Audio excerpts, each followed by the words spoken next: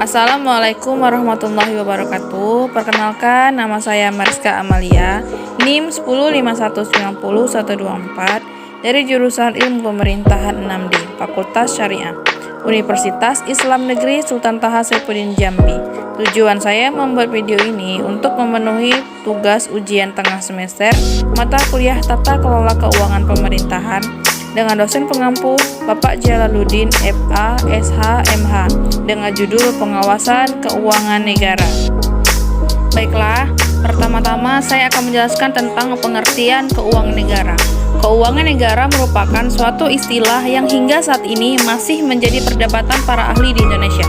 Menurut Undang-Undang Nomor 17 Tahun 2003 tentang Keuangan Negara, keuangan negara adalah hak dan kewajiban negara yang dapat dinilai dengan uang serta segala sesuatu baik berupa uang maupun berupa barang yang dapat dijadikan milik negara berhubung dengan pelaksanaan hak dan kewajiban tersebut.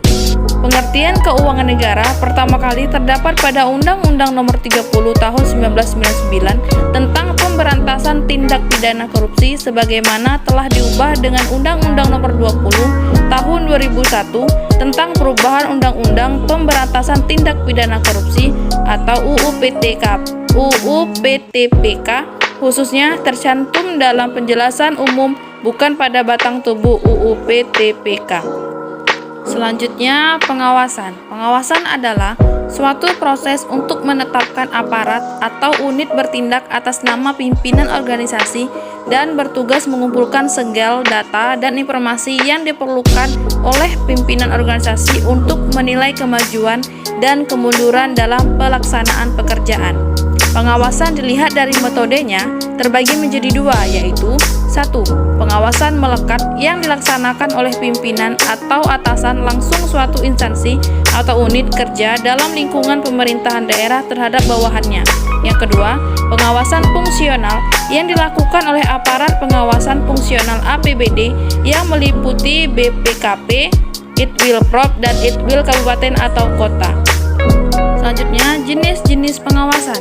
Yang pertama, pengawasan langsung atau direct control ialah apabila pimpinan organisasi mengadakan sendiri. Pengawasan ini dapat berbentuk inspeksi langsung, on the spot observation, on the spot report. Yang kedua, pengawasan tidak langsung atau indirect control ialah pengawasan jarak jauh. Pengawasan ini dilakukan melalui laporan yang disampaikan oleh para bawahan. Laporan itu dapat berbentuk tertulis atau lisan. Macam-macam pengawasan. Yang pertama, pengawasan preventif dimaksudkan untuk mencegah terjadinya penyimpangan-penyimpangan dalam pelaksanaan kegiatan.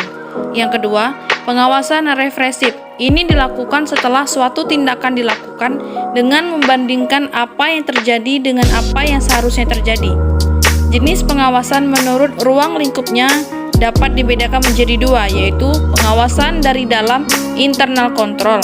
Berarti pengawasan yang dilakukan oleh aparat atau unit pengawasan yang terbentuk di dalam organisasi itu sendiri.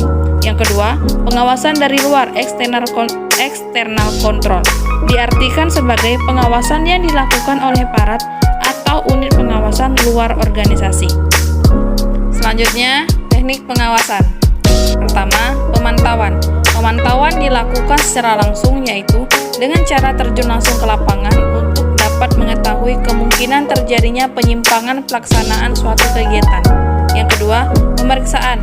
Pemeriksaan merupakan rangkaian tindakan untuk mencari dan mengumpulkan fakta yang berkaitan dengan faktor-faktor yang mempengaruhi kelancaran pelaksanaan suatu kegiatan. Ketiga, penilaian. Dalam tahap ini, kegiatan yang dilakukan yaitu melakukan pengukuran terhadap realita yang telah terjadi sebagai hasil kinerja timur dari tugas yang diselesaikan.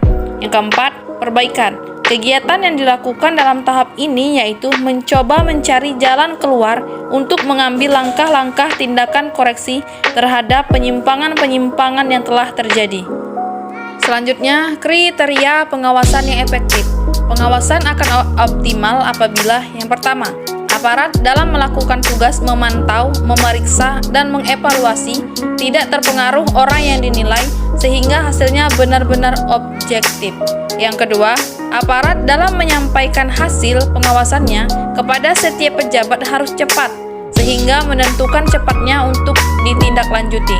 Dan yang ketiga, aparat diberi wewenang yang cukup untuk melaksanakan tugas, dan sebaliknya, pihak yang dievaluasi harus mampu menerima wewenang tersebut sebagai suatu kewajaran. Dan yang keempat, ruang lingkup pengawasan harus memadai sesuai dengan kebutuhan pimpinan tertinggi. Sedangkan selanjutnya, ada 6 unsur pengawasan yang efektif, yaitu yang pertama, ada unsur keakuratan, di mana data harus dapat dijadikan pedoman dan valid. Yang kedua, tepat waktu, yaitu dikumpulkan, disampaikan, dan dievaluasikan secara cepat dan tepat di mana kegiatan diperbaikan perlu dilaksanakan. Yang ketiga, objektif dan menyeluruh, dalam arti mudah dipahami. Yang keempat, terpusat, dengan memutuskan pada bidang-bidang penyimpanan yang paling sering terjadi. Yang kelima, realistis secara ekonomis, di mana biaya sistem pengawasan harus lebih rendah atau sama dengan kegunaan yang didapat. Dan yang keenam, realistis secara organisasional, yaitu cocok dengan kenyataan yang ada di organisasi. Selanjutnya, fungsi pengawasan. Yang pertama, eksplanasi. Pengawasan menghimpun informasi yang dapat menjelaskan mengapa hasil-hasil kebijakan publik dan program-program yang dicadangkan berbeda. Yang kedua, akuntansi.